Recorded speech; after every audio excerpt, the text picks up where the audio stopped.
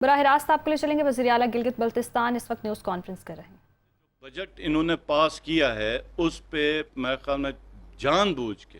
گلگت بلتستان کا بجٹ یہ 23 بلین کے اوپر لے کے آئے ہیں، اس جگہ کا جہاں پہ اس سال 50 بلین کے لگ بھگ تھا، تو یہ 50% سے اوپر ہمارا ڈیولپمنٹ پورٹ فولیو انہوں نے کاٹ دیا۔ اور یہ بھی میں گلگت بلتستان کے حوالے سے آپ لوگوں کو بتاتا چلوں کہ یہ جب نواز شریف صاحب کی حکومت تھی، جب وہ پرائم منسٹر تھے، تو اس وقت 2 بلین تھا انہوں نے کیا تھا، اس سے پہلے یہ کروڑوں روپے ہوتے تھے، 50 کروڑ یا 80 کروڑ کا پورٹ فولیو ہوتا تھا۔ تو یہ کوئی ہماری بڑی ہسٹری نہیں ہے گلگت بلتستان کی کہ ہمیں بلینز آف روپیز ڈیولپمنٹ میں ملتے تھے اور ہم اپنے صوبے میں ڈیولپمنٹ کا کام کرتے تھے۔ گلگت بلتستان کی اگر آپ تاریخ یاد رکھیں تو ہماری تاریخ میں 2 اہم موقع ہیں۔ ایک وہ جب ہم ڈوگرا کے ساتھ لڑے اور آزادی حاصل کی، دوسری جو اہم ترین ہماری ہسٹری میں بات ہوئی وہ یہ ہوئی کہ پاکستان میں فیڈرل میں ایک شخص پرائم منسٹر بنا جس نے گلگت بلتستان کو 400 ارب روپے کا پورٹ فولیو دیا کہ یہ ایریا گلگت بلتستان پورے ورلڈ کا ایک ٹورسٹ ڈیسٹینیشن بن سکتا ہے، یہاں کے بسنے والے بھی انسان ہیں، پاکستانی ہیں، اور ان کا بھی اسی طریقے سے ڈیولپمنٹ کا حق ہے جس طرح پاکستان کے دوسرے خطوں کا۔ تو وہ جو ڈیولپمنٹ پیکج تھا وہ سارا سبوتاژ کر دیا گیا، اور اس کے کچھ 6-7 بڑے امپورٹنٹ پروجیکٹس تھے جن کے PC1 سبمٹ تھے جو اس سال ہمارے اپروول ہونے تھے، وہ سارے کے سارے پروجیکٹس بھی اڑا دیے گئے، کوئی ایڈ نہیں کیا گیا۔ اس کے بعد مزے کی جو چیز ہے کہ لاسٹ ٹائم جب عمران خان صاحب نے ایک عبوری کانسٹیٹیوشنل رائٹس کا ڈیسیجن لیا تھا گلگت بلتستان کے لیے، اور وہ اس پہ ان کی کمیٹی بنی تھی، ہمارے پہ یہاں پہ ورکنگ ہو رہی تھی، ہم کام کر رہے تھے اس کے اوپر۔ جب NFC میں اس میں ہم نے شامل ہونا تھا تو NFC کی ہم نے جو کیلکولیشن کی، Gilgit Baltistan tax free zone ہے، ٹیکس فری میں ہم نے اپنا شیئر 0 رکھ کے فیڈرل فائنانس کے ساتھ ویٹ کرا کے جو ہم نے اپنا شیئر رکھا تھا وہ 137 بلین آ رہا تھا GB کا۔ اب ایک ایسا صوبہ جس کا اگر وہ NFC کے اندر ہو تو اس کا 137 بلین ہو،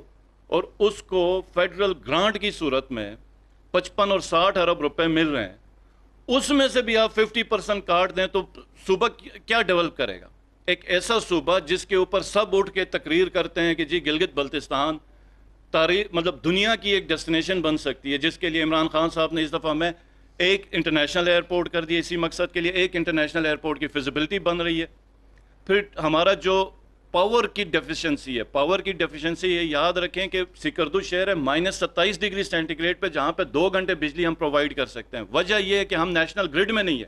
واپڈا کا 1 میگا واٹ نہیں آ رہا، پورے ملک میں بجلی مل رہی ہے لیکن گلگت بلتستان بجلی سے محروم ہے، اور یہ وہ خطہ ہے جہاں سے پورے ملک کو 70% پانی آ رہا ہے۔ سی پیک کا کوئی بجلی کا پروجیکٹ نہیں، کوئی ریونیو جنریشن کا پروجیکٹ فیڈرل کی طرف سے گلگت بلتستان میں نہیں لگا ہوا۔ تو اس خطے کے لیے بجلی کے کرائسس دور کرنے کے لیے 200 میگا واٹ کا پہلے سال میں عمران خان صاحب نے ہمیں دیا تھا۔ تو میں اسی لیے کہہ رہا ہوں کہ 70 سال میں ایک ہم نے آزادی حاصل کی، تو دوسرا اہم موڑ یہ ہو گیا کہ عمران خان صاحب نے ڈیولپمنٹ کے دروازے ہمارے لیے کھولے تھے، اور قانونی جو آئینی حقوق ہے اس کے دروازے ہمارے لیے کھولے تھے، لیکن شاید ہماری قسمت نہیں تھی یا اس ملک کی ترقی نہیں تھی ابھی اللہ کو منظور کہ دشمنوں کی سازش کامیاب ہو گئی، اور مارچ کے اندر ایک پورے ملک کے شہریوں کے سامنے ایک سازش بے نقاب ہو گئی اور حکومت ٹاپل ہو گئی۔ لیکن پھر بھی گلگت بلتستان کے ساتھ جو گرانٹ کی صورت میں جو آلریڈی اس کا حق ہے اس سے بہت کم مل رہا ہے، اس کے اندر بھی 50% کٹوتی کی گئی۔ یہ پتہ نہیں کس ذہنی سوچ میں یا کس مقام میں رہتے ہیں، ان کو حساسیت کا بھی نہیں پتہ۔ پھر اس کے بعد ریکرنٹ میں لاسٹ ٹائم ہم جس وقت ہماری حکومت آئی تو 32 ارب ملتا تھا، تو پرائم منسٹر صاحب نے جو ہمارے شروع کے 6 مہینے میں تھے اس وقت شوکت ترین صاحب تھے، انہوں نے ہمارے ساتھ بڑی مہربانی کی۔ ڈیولپمنٹ پیکج میں اسد عمر صاحب نے اور PND نے ہمارے ساتھ بڑا بہترین کام کیا تھا اس وقت، تو ہمیں 32 بلین سے اس وقت ایڈیشنل گرانٹ 10-15 بلین اور ہو گئی۔ پھر ہماری NFC کا اور کانسٹیٹیوشنل ساری ورکنگ، ہم فگرز پورا بنا رہے تھے، اور اس وقت ہمیں کمٹمنٹ کی گئی تھی کہ 5 بلین ہمیں معاش میں ملیں گے، اور پہلی دفعہ ہم نے سوشل پروٹیکشن کے اوپر، پاورٹی ایلیویشن کے اوپر گلگت بلتستان میں پروجیکٹس آئے، کیونکہ اس سے پہلے جو گرانٹ ملتی تھی وہ اس طرح تھا کہ جو سیلریز ہیں وہ دے دیں، 2 ارب روپے ہمارا POL اور مینٹیننس کا ہوتا تھا، اس کے علاوہ ہمارے پاس کوئی پیسہ اضافی نہیں بچتا تھا۔ اب جو پرائسز اوپر آئی ہوئی ہیں ایک وہ مد نظر رکھیں، اور دوسری جو چیز یہ ہو گئی کہ جو 47 بلین پہلے اس میں سے بھی انہوں نے ریکرنٹ میں سے بھی 4 ارب کاٹے تھے، بہت ہمارے ڈپارٹمنٹس نے بھی جا کے شور کیا، میری بھی ملاقات ہوئی، تو انہوں نے بڑا احسان کر کے صرف 47 بلین رکھا ہوا۔ اب وہ 47 بلین میں انہوں نے 15% کی سیلریز بڑھائی ہیں، لاسٹ ایئر کی جو 15% کی ڈسپیرٹی الاؤنس ہم ملازمین کو نہیں دے سکے، رسک الاؤنسز ہم نہیں دے سکے ہیں، 10% جو پینشن کا جو کیس تھا وہ نہیں دے سکے۔ اس کے بعد ہماری تمام سیٹیں ادھر سے فیڈرل فائنانس کریٹ کر کے دیتا، تو عمران خان صاحب نے ہمارے لیے جو اسپیشل مہربانی کی تھی کہ ہمیں ہیلتھ میں جو ہمارے ایمرجنسی کو سروسز ہیں، ایجوکیشن میں اور پولیس میں ہم نے ادھر سے سیٹیں لے کے گئے تھے، کچھ 4-5 ہزار اور کچھ ہمارے پاس آلریڈی سیٹیں ویکنٹ تھی، تو ہم نے 6 سے 7 ہزار سیٹیں بھرتی کرنی تھی۔ اب وہ سیٹیں کس طرح کی امپورٹنٹ سیٹیں یہ میں آپ کو ضرور بتاؤں گا۔ پولیس کی ہم نے 1000-1500 بھرتیاں کرنی تھی، 2005 سے کوئی بھرتی نہیں ہے پولیس میں، کوئی نئی سیٹ کریشن نہیں ہے۔ یہ جو پورا ایک صوبہ ہے اور اتنا حساس صوبہ ہے، وہاں پر 2005 سے ایک سنگل سیٹ پولیس کی کریٹ نہیں تھی۔ پورے گلگت بلتستان میں جنرل نرسز کی 46 سیٹیں 76 کریٹ ہیں، اس میں 46 بھرتیاں ہوئی تھی۔ اب میں یہ صوبے کی فگرز بتا رہا ہوں، 400 سے 500 اسپیشلسٹ ایم او سب ڈاکٹرز ملا کے 500 کی فگر تھی۔ نرسز کی شارٹیج تھی، ٹیچرز 10 سال سے سکولز بنے ہوئے ہیں، سکولز کی سیٹیں کریٹ نہیں تھی، لیکچرز 2011 سے سنگل سیٹ کریٹ نہیں تھی، یہ سیٹیں ہم نے فل کرنی تھی۔ تو اب یہ جو ڈسپیرٹی الاؤنس جو انہوں نے سیلریز بڑھائی ہوئی ہیں، یہ سب ہم بڑھا کے اور یہ بھرتیاں کریں گے تو ہم شاید ہارڈلی 47 ارب روپے سے یہ سیلریز کا مد ہم پورا کر سکتے ہیں۔ تو اس کا یہ مطلب ہے کہ کل کو کوئی سیلاب آتا ہے، حسن آباد کا سیلاب ابھی آپ نے دیکھا، اربوں روپے کا ہمارا ڈیمیج ہو گیا۔ گلگت بلتستان ایک ایسا خطہ ہے جہاں پہ 17% گلیشیئر کور ہے، گلوبل وارمنگ کی وجہ سے اب ڈیزاسٹر، نیچرل ڈیزاسٹر آئے روز کا واقعہ ہے۔ گلوف کی جو جھیلیں ہیں وہ تقریباً 150 کے قریب سائٹس آئیڈینٹیفائیڈ ہیں۔ اس کے علاوہ لا اینڈ آرڈر کے ایشوز ہیں، دوسرے ہزار ایشوز ہیں، لوگوں کے اوپر خرچ کرنا ہے۔ ہر صوبے کی طرح گلگت بلتستان کی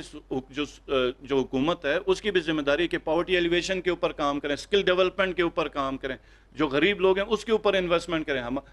ہیومن کیپیسٹی کو ہم بلڈ کریں۔ تو ہمارے پاس تو کوئی پیسہ نہیں ہے، ہمارے پاس تو اب یہ بھی پیسہ نہیں ہے کہ ہم ڈیزاسٹر کے اندر اپنے لوگوں کی مدد کر سکیں۔ تو اب تو یہ ہے کہ یہ اب وفاق جانے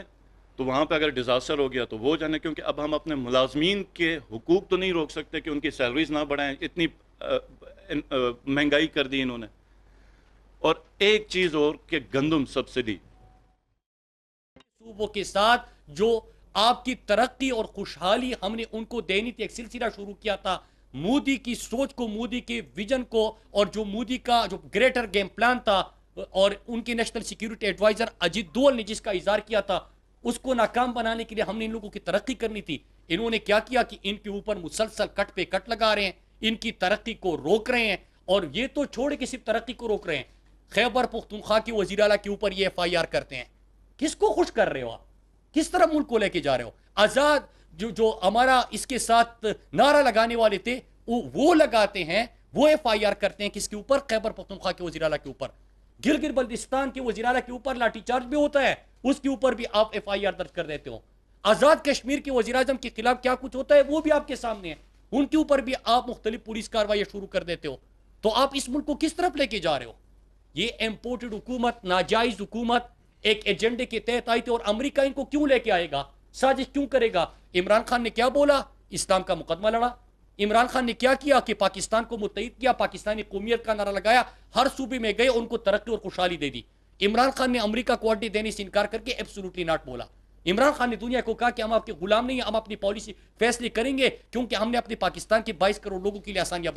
پیدا کرنی ہے، ہم نے محرومیوں کا ازالہ کرنا ہے۔ اور آپ کے آتی ہی وہ جو گریٹر گیم پلان تھا آپ اس طرف لے کے گئے اور پاکستان کو نقصان پہنچا رہے ہیں۔ سی ایم جی بی نے بات کی، ہم ان لوگوں کے ساتھ کھڑے ہیں، ہم نے گلگت بلتستان میں خود کمپین کی تھی، ان لوگوں کی محبت، ان لوگوں کی پاکستان سے محبت، اور جس طرح پرامن لوگ ہیں محرومیوں کے باوجود ہمارے ساتھ کھڑے رہے، ہم ان کے ساتھ کھڑے رہیں گے، اور ہم ان محرومیوں کا جواب امپورٹڈ حکومت سے لیں گے۔ یہ خطرناک راستے پہ ہیں، ہم سابقہ فاٹا کا بھی مقدمہ لڑیں گے، جی بی کا بھی مقدمہ لڑیں گے اور اے جے کے ساتھ جو کر رہے ہیں اور خیبر پختونخوا کے اوپر گندم بن کر کے ہم ان کا بھی مقدمہ لڑیں گے. میں سابقہ جو ہمارے وزیر ہے علی امین گنڈاپور صاحب جو گلگت بلتستان اور کشمیر کے تھے ان کو دعوت دوں گا کہ وہ بات کریں. بسم اللہ الرحمن الرحیم. سب سے پہلے تو